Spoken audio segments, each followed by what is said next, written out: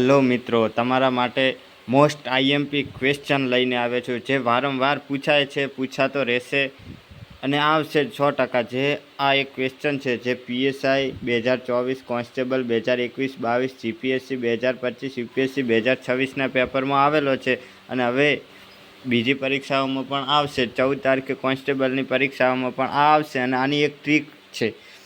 A+B અને C કોઈ કામને 16 દિવસમાં કરે છે. બી અને સી એ જ કામને 20 દિવસમાં કરે છે.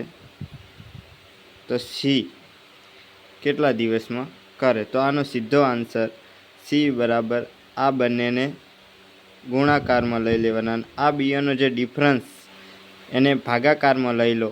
4 પંચા 20, 16 પંચા 80 દિવસ.